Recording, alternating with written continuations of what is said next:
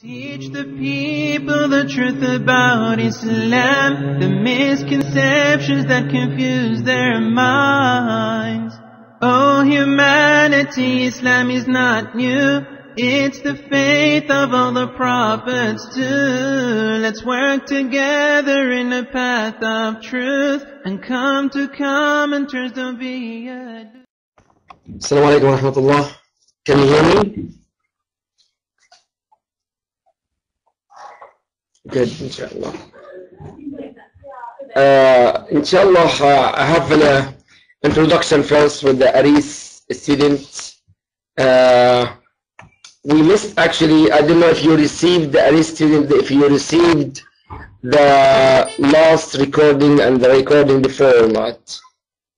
Shihla, I think is there. Did you receive the recording? Nasreen also? Okay. Maria, okay. And Maria?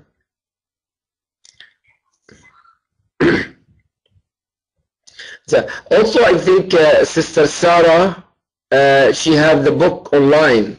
I believe she sent it to the student last week. Sister Sarah, can you send the link for the book also as well, please? One more time.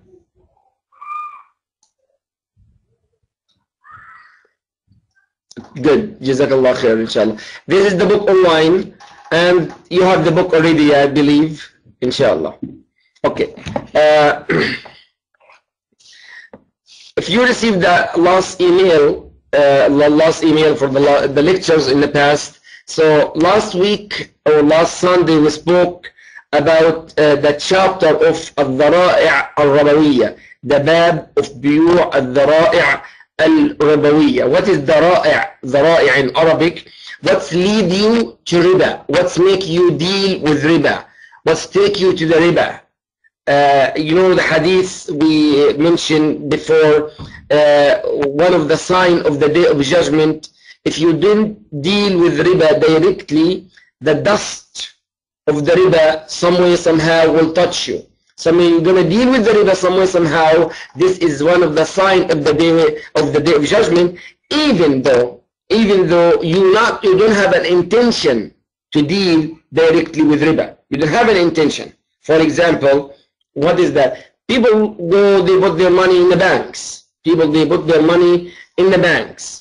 And maybe they tell the bank, we don't want money. We don't want any interest. I just want to deal with my money only. Some way, somehow, this money will deal with riba. Even if you deal directly with riba, but the money you put in the bank will deal with riba. The people of the bank, the bankers will give the money to some people and will take interest and so on. So according to the hadith of our Prophet ﷺ, if you don't deal with riba directly, the dust of the riba will touch you. You will deal with riba somewhere somehow. Of course, are you a sinner with that? Of course, if you have the intention to deal with riba, that is a sin. If you don't have an intention to deal with it, but you have no choice, it's forgiven, inshallah. Allah knows best, inshallah. So in this chapter, the author said, and for al-mutabayi'an, when you say mutabayi'an in Arabic language or mutabayi'in, this means two parties. One hold the commodity, the merchandise, and one buy it. One have it, and one buy it.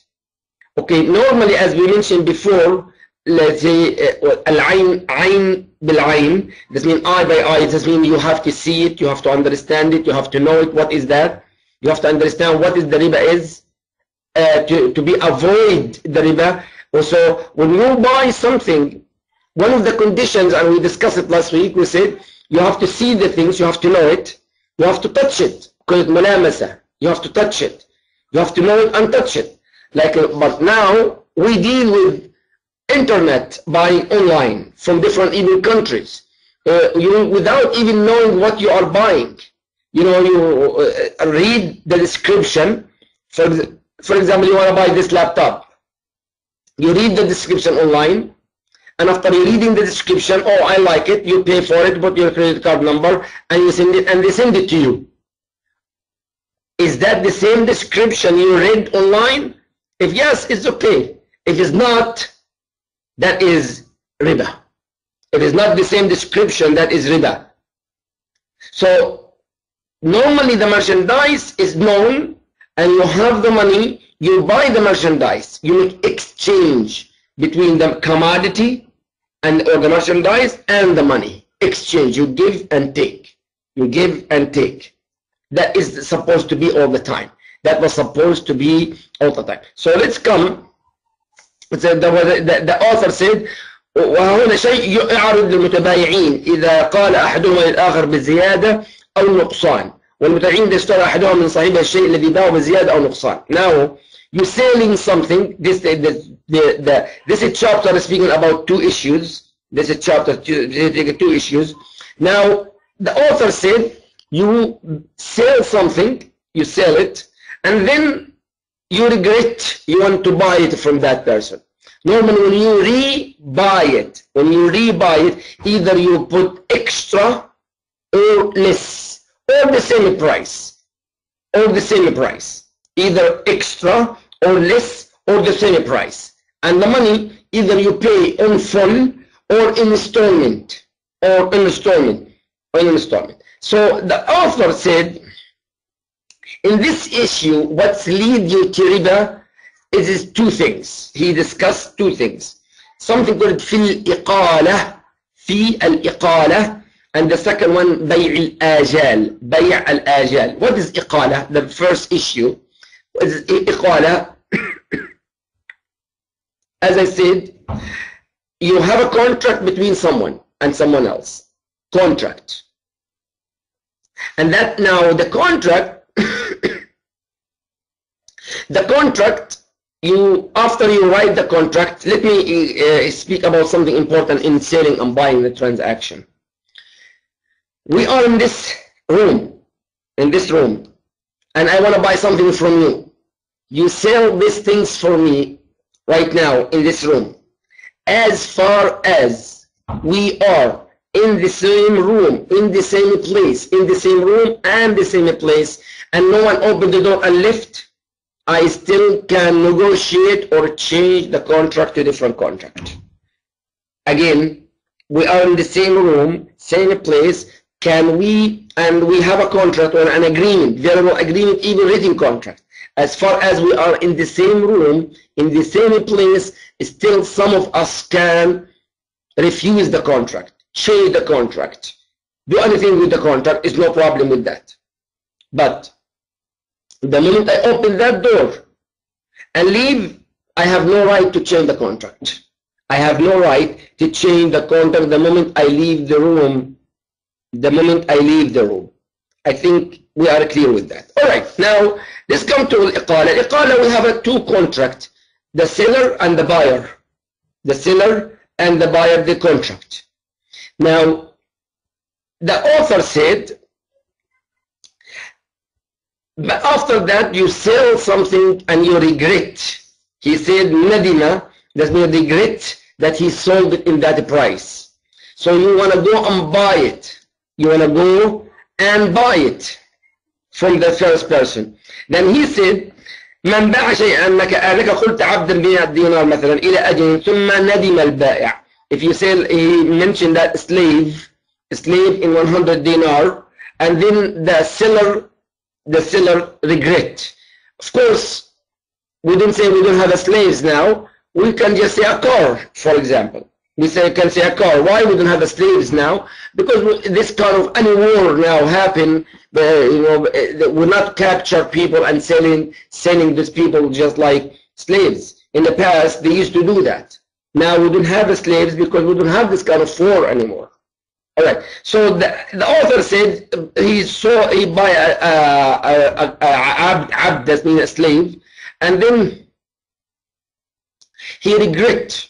And he went back and he said, I want to buy my abd or my car back or my things back.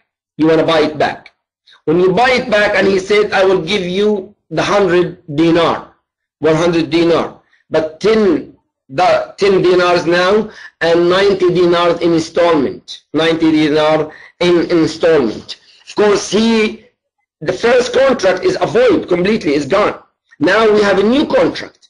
Of course, the buyer, the one he bought that slave or that car, he has an option. He wants to sell same price, less or more. You have three options: either in the same price, or less the price, or more than a price. Why? Because you're the owner or the new owner for that things. So, and he said if there is an agreement between both parties, avoid the first one, the first contract, and have a new contract. That called iqala. That we call it iqala, with negotiation and agreement. Negotiation and agreement, that called it iqala. Iqala, that means the first contract is void and you having a new contract. Of course, the scholar, they said, some scholars, they said, if the same price is fine.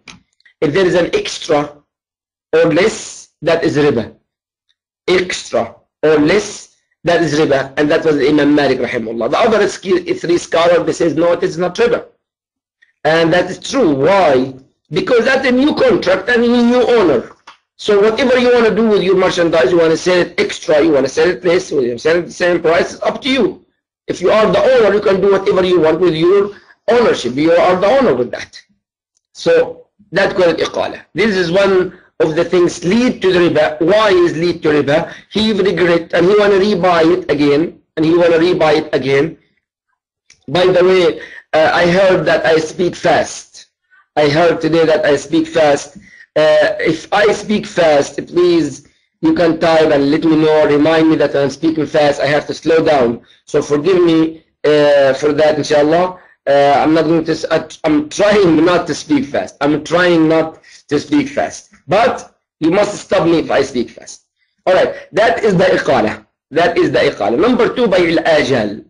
Bay' al-ajal, someone sells something, sell it, then you go and rebuy it. With that for sure with installment. That for sure with installment. There is no option. Here I give you a certain amount of money now, and the rest of the money later or after. Of course, there is 9 issues regarding this. There's 9 issues regarding al-ajal or the ajal, and they have only different in 2 opinions, but everybody is agreed upon. Everybody and all the scholars agree upon. Honestly, when this by al-ajal, you want to rebuy your merchandise again. As I mentioned, say you can buy it in the same price, or you can buy it extra or less. And according to the majority of the scholars, except Imam Malik, this is okay. And the installment is okay as well. Installment is okay. Now there's some banks right now, some banks, they buy the house for the people. They buy the house. And then after they buy the house, they resell the house. Resell the house to the person, and you have some kind of musharaka. Musharaka does mean a company. They make company between the buyer and the company, the bank, with the Islamic finance, of course, with no interest. For example, they buy the house in $100,000 and they want to sell the house $150,000. Is that okay?